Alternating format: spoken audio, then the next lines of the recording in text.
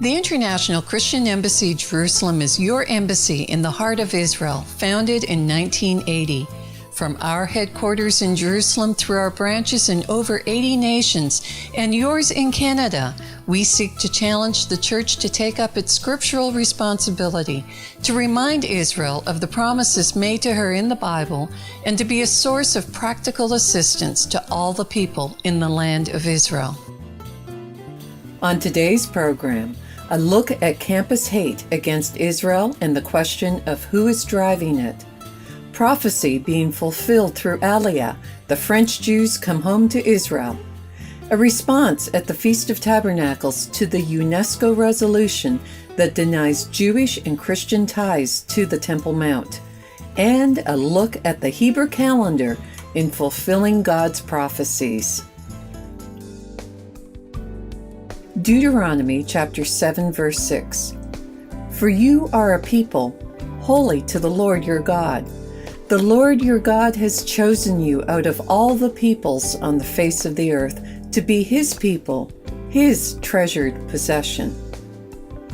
Up next, our panel discusses campus hate. Who is driving it?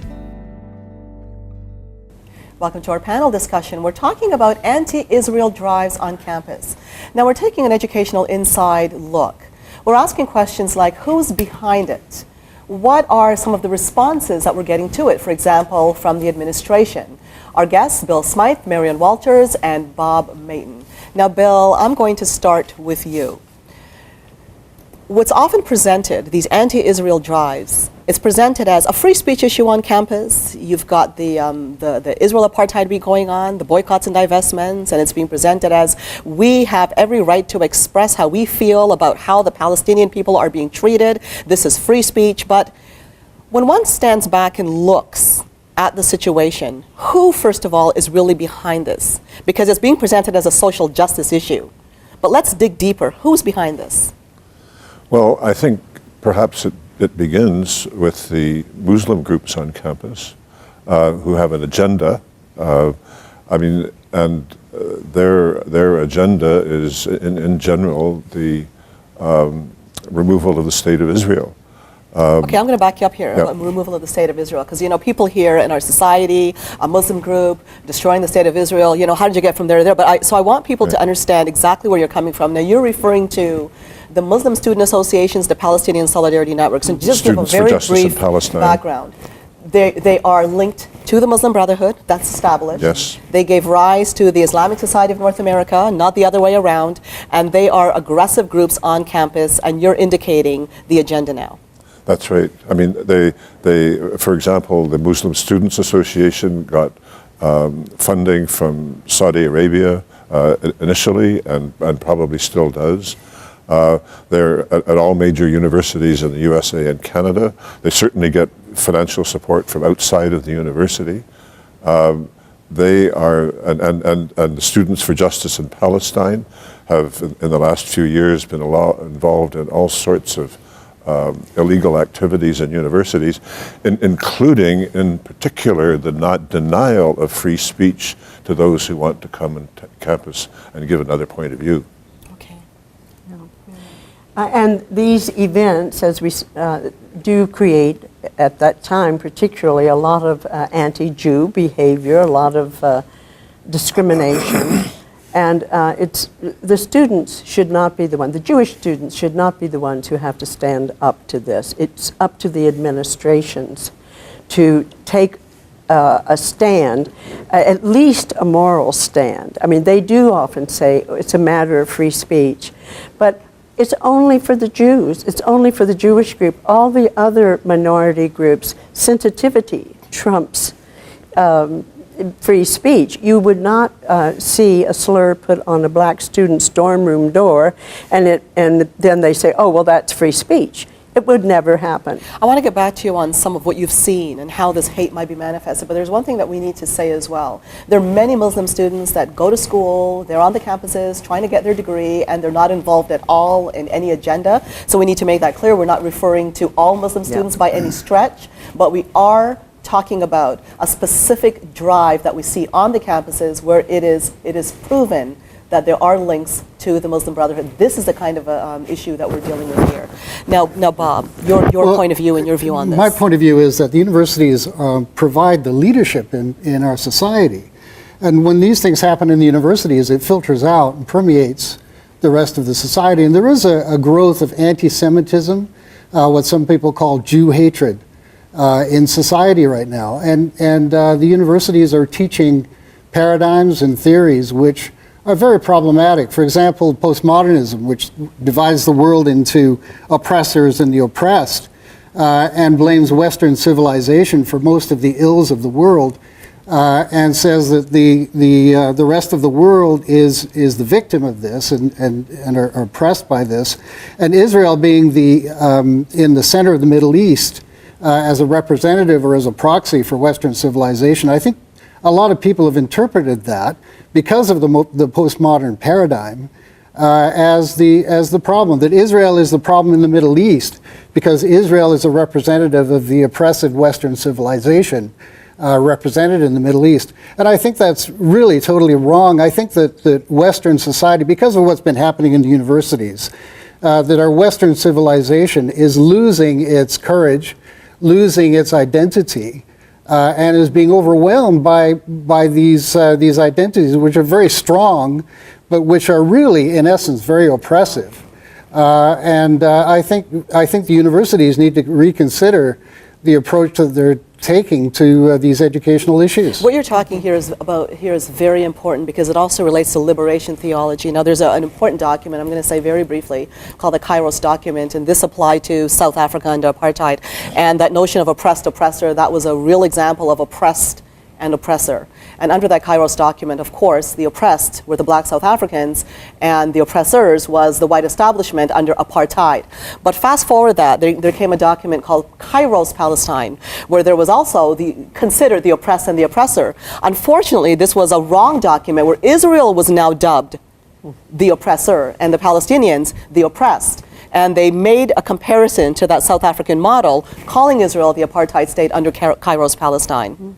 So this is something that is very important, what you're saying about this. And it's operational in the churches, Bob. It is. Very much, because you've got someone that's oppressed, you've got an oppressor, and Christians are caring. So they buy into this without questioning. And you've raised, Christine, another issue, which is you mentioned the word how you feel is so important. This is another aspect of postmodernism. Rational argument is not really considered to be very important. It's how you feel about things, and a lot of these groups, they don't want to engage in debate. They don't want to win an argument. What they want to do is end the debate. And so you see a lot of demonstrations where they prevent people from going into meetings where speakers that they disagree with are speaking, or they'll take over the meeting with chanting and prevent people from hearing. This is oppositional to free speech, and is in itself oppressive. And this starts in the universities, and I think it's really problematic. I think, as you've said, the administrations need to take care of this. Yes, we're running out of time, so I'd like the two of you, if you will, to give us some examples very quickly on what the Jewish students are facing on the campus. Well, I mean, there's a lot in the press. At McMaster is the only place that I've seen it, and one of the things is they do dance around with the slogan, Palestine will be free should be free from the river to the sea. But there are slogans painted on their doors. They're, some cases have actually been pushed or assaulted, spit upon from a balcony in the student center. I mean, they're not usually life-threatening events. Checkpoints set up, but these things make the news? Yes, I have heard of that, certainly heard of that.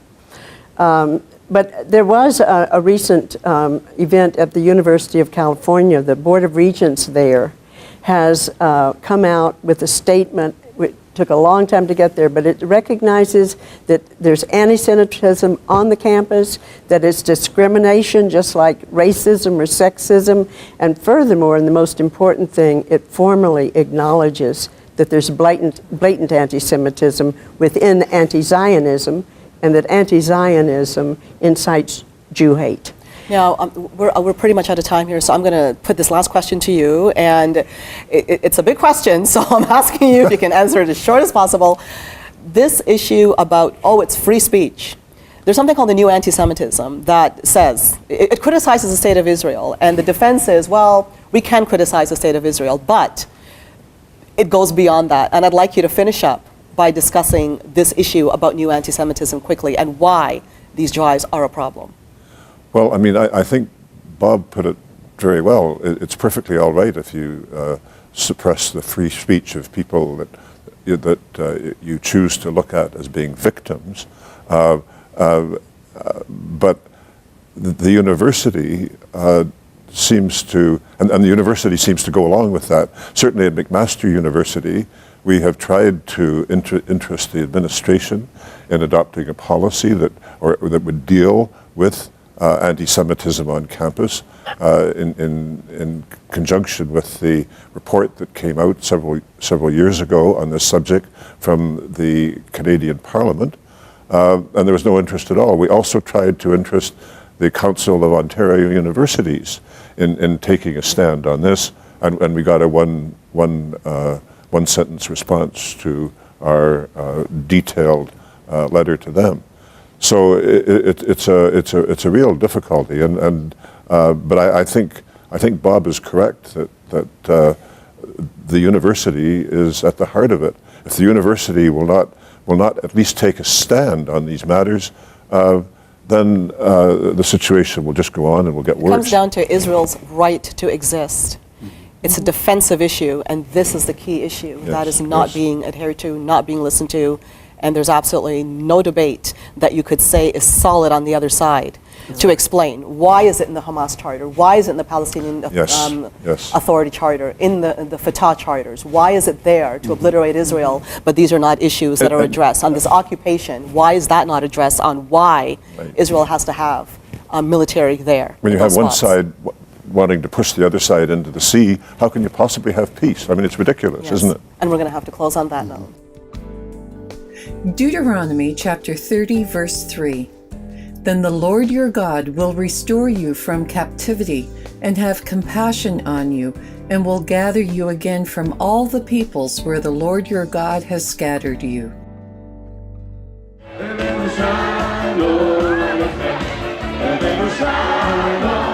Today we're at Ben Gurion Airport to welcome 211 French immigrants who are arriving today to make Israel their home.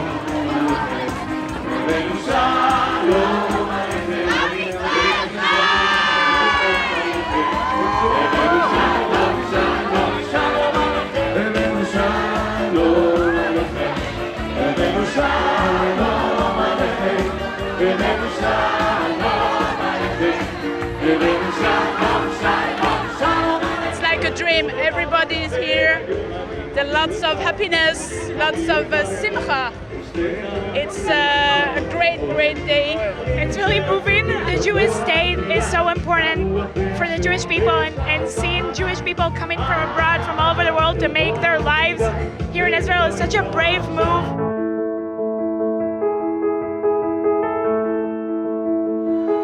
Baruch atah Adonai Eloheinu melech haolam shehecheyanu v'kiyimanu v'higanu lezman hazeh. I feel excited. It takes me back to my own Aliyah, and I always think about 1,000 years of dreams and prayers, and what a great circle each of these people is closing.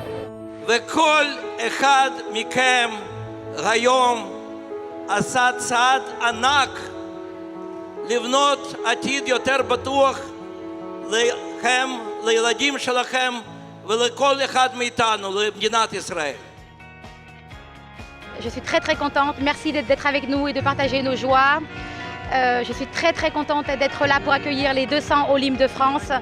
Am Israël Chai, Veshalom lekulam, Toda Rabba, et merci à tous. The Christian Embassy, Jerusalem, has been our friend for many, many years.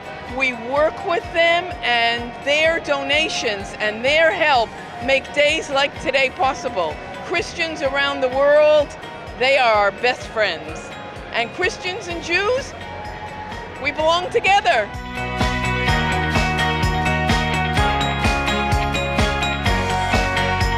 If you could sense the excitement in this room today and the dancing, you'd have wanted to dance too. the songs that were sung, rejoicing in God's faithfulness, the covenant-keeping God who keeps his promises to his people. Psalm chapter 148, verse 14. He has exalted the horn of his people, the praise of all saints, even of the children of Israel, a people near to him. The United Nations Educational, Scientific and Cultural Organization, UNESCO, passed a resolution that should be of great concern for every Christian around the world. In this resolution, which was first and foremost there to condemn Israel, it referred to all the holy places here in the land of Israel, whether Hebron or Bethlehem or Jerusalem or the Temple Mount. They referred to all those places by an Islamic name. In a way, this resolution, which was passed by a majority of vote, it constitutes a rewriting of history. It constitutes a rewriting of what was taking place here in the land of Israel. I was reminded when I heard about that what David wrote in Psalm 2, where he says, "Why do the nations conspire and all the people plot in vain? The kings of the earth, they rise up, and the rulers, they band together against the Lord and against his anointed, saying, let us break their chains and throw off their shackles." And this is exactly what was taking place in the United Nations, where the connections, the bond with the God of Israel, with the God of the Bible, with our Jewish friends and the people of Israel were being taken apart and torn apart in order to disconnect Israel with anything that has to do with the Bible. I want to call here from Jerusalem upon every Christian around the world to purchase in this coming day a Bible and to highlight in this Bible many of the places that mention Jerusalem, that mention Nazareth, that mentions Bethlehem, and send it to the UNESCO headquarters. We need to take a stand today. We need to speak up against unrighteousness and about a distortion of history that is taking place. We are counting on you to take a stand in this critical hour. Thank you so much.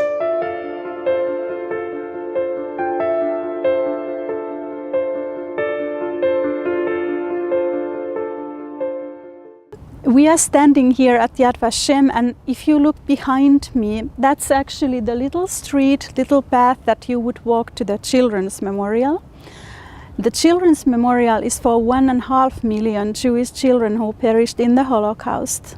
Some of them are very well known to us, and I would suggest that from Holland, Anne Frank would be the one that most people would recall. And the place where I'm standing right now is very special. In the book of Anne Frank, she wrote about a special tree she saw from her window. It was a chestnut tree, which by now would be about 170 years old. And in 2010, we received some of the saplings of that tree, and we were able to plant it here at Yad Vashem. So we are standing actually here by the tree that was planted, of the tree that Anna mentions in her diary. Psalm chapter 19, verse 1. The heavens declare the glory of God. The skies proclaim the work of his hands. I really believe that God wants the church, believers, people that know the God of Abraham, Isaac, and Jacob, to get on his calendar, on his schedule. We know in his word, in Genesis chapter 1, verse 14, God said he created the sun and the moon, number one, for signs, which is why it's so significant about the blood moons happening on Passover, on Sukkot. But he also said he created them for the seasons, days, and years. The problem is with our English language, because the Hebrew word for seasons is moed. Well, when I think of the word season, I think of winter, spring, summer, or fall. But that same Hebrew word moed, that in English becomes seasons in Genesis 1:14, in Leviticus chapter 23, verse 2, that same word is translated as feasts. Well, when I think of feast, I think of a big Thanksgiving turkey dinner or some big fancy meal. So my question was, well, what does the Hebrew word moed mean? Does it mean fall or food? Well, guess what? They're both wrong. The Hebrew word moed literally means a divine appointment. Do you believe in divine appointments? Well, believe it or not, they're scheduled. God has scheduled divine appointments when He wants to meet with you. Do you want to meet with God? Well, guess what? What are the chances that you could get in the daytimer of your prime minister or your president? There is no way. He doesn't know you, even though you may know He exists. But the God of heaven and earth, the creator of this, the universe, wants to meet with you. He wants a divine appointment with you. He's even written your name in His daytimer. And this is what the feasts are. The feasts like Passover, Pentecost, the Feast of Trumpets, Sukkot, or the Feast of Tabernacles. These are all times in God's calendar when He wants to meet with you. When it talks about days and years, it's not talking about 2015 or the year 2020. He's talking about Jubilee years, the Shemitah year. Every 7 years, the land of Israel had to rest. That's what He's talking about. The situation that we have now, the Islamic calendar is a great calendar, very scientific, but it is based only on the moon. The calendar that the rest of the world uses is based totally on the sun. Now that's a great calendar as well, very scientific, but it's not the one God uses. God said in Genesis 1:14 concerning the sun and the moon, let them both be used to determine when Israel would celebrate the festivals, such as Passover, such as the Feast of Tabernacles. This is when He wanted to meet with them. I think it's so important that we realize that God has a day timer and that these feasts were literally dress rehearsals for what was to come. Why do you think Yeshua died on Passover?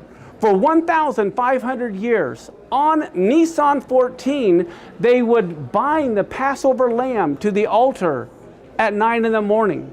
That is the very same time Yeshua was bound to the cross. At 3 in the afternoon, that is when they would slay the Passover lamb. Yeshua dies at 3 in the afternoon. As a matter of fact, Josephus records there were over 2 million Jews in Jerusalem for the festivals. Can you imagine the 2 million member choir, and they're all singing, and guess what they were singing? They were singing the Psalms. The Psalms was their hymn book. As a matter of fact, you may remember in the Gospels where it says at the Last Supper they sang a hymn and went over to the Mount of Olives. Do you know I can tell you the words to that song? Yes, because God had David 1,000 years beforehand write the songs that were going to be sung at Yeshua's funeral. Can you imagine that? In the book of Revelation, it talks about Jesus being the lamb slain from the foundation of the world. This means the whole thing was pre-planned from the very beginning. God the Father said, look, I'm going to determine what day my son's going to die.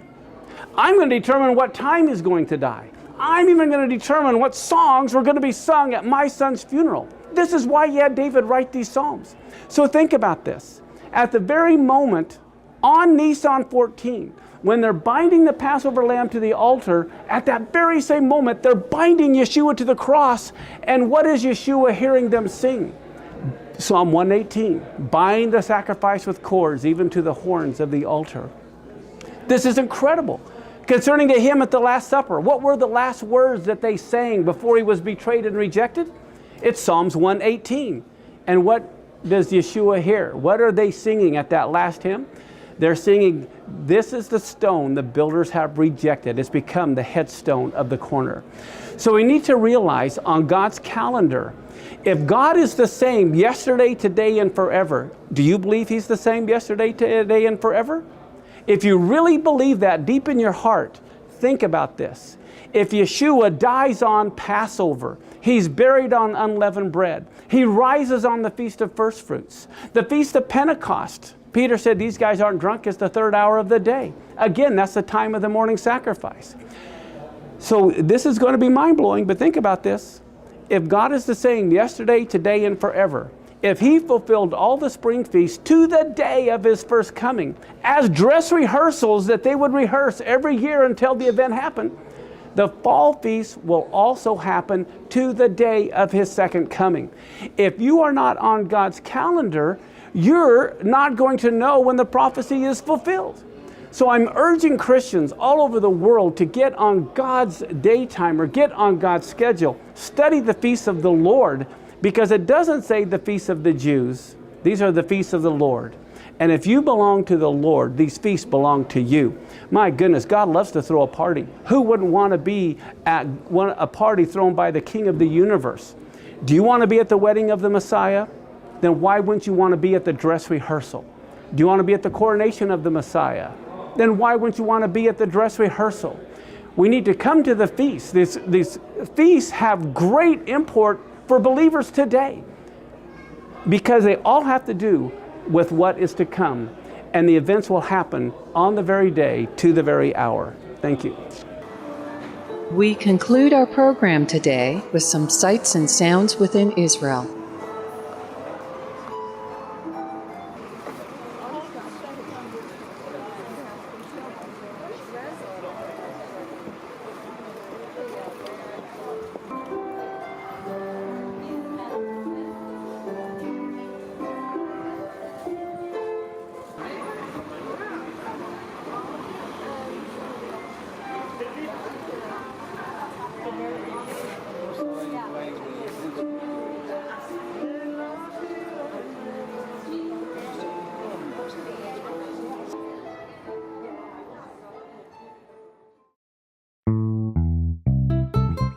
In consideration of Canada's 150th birthday, please consider 150 ways to bless Israel through your Christian embassy, the ICEJ Canada. Consider becoming a $150 monthly donor. Plant 150 trees, 150 prayers for Israel. The opportunities are endless. Please contact us. Thank you for joining us today, and be sure to visit our website at www.icejcanada.tv or call us at 1-866-324-9133.